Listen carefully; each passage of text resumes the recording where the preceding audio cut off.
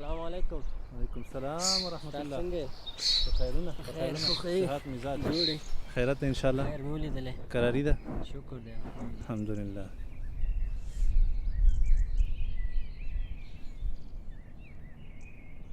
خیره زمانه ده به دا مولایانو په فیسبوک کې نښتي دا روجې میاشت وګوره او د دې دا فیسبوکونه وګوره لکه موږ ته دې ویلې ما ته دې ویلې نو تا ته مې نه دي ویلي. مقصد چې ما دې بدګماني نه کړي.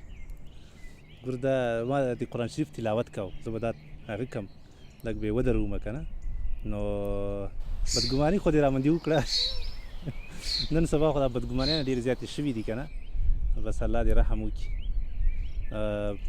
بدګماني دا ډېر یو لوی هغه ده ناوړه صفت ده که نه چې په چا کې زه دلته راغلم ډېره ښایسته فضا وه نو دا میاشت هم د قرآن شریف میاشت راځه لږ تلاوت پکې وکړو.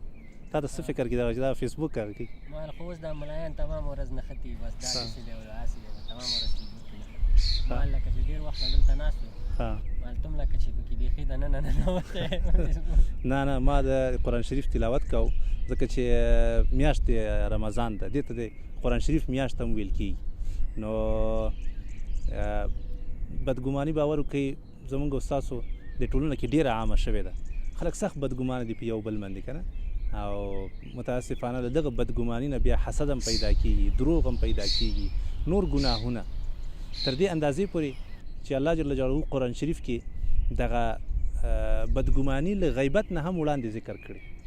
یعنې خلک دا د غیبت په هغه باندې خبر دي که نه چې څومره لویه ګناه ده خو د بدګماني په قصه کې هم نه دي یو باندې بدګمانه دا به داسې کوي د هغه مطلب داسې وو هغه پسې مې داسې وکړه لکه دا اوس چې څنګه تا فکر وکړه صحیح ده چې رمضان کې ولې باید څوک فیسبوک وکاروي. الله جل جلاله قرآن شریف کې فرمایي سورة حجرات کې چې ای مؤمنانو تاسو بدګماني مه کوئ ځکه بدګماني دا ګناه ده.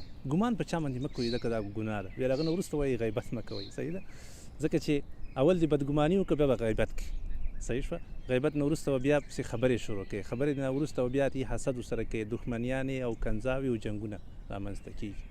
نو بدګماني هېڅ وخت کې هم ښه نه ده باید ښه ګمان وکړو یو بل باندې صحیح ډېر وبښئ مننه. زه انشاءالله بیا خبرې کوو رمضان نه وروسته بیا ګپ شپ لګو صحیح ده.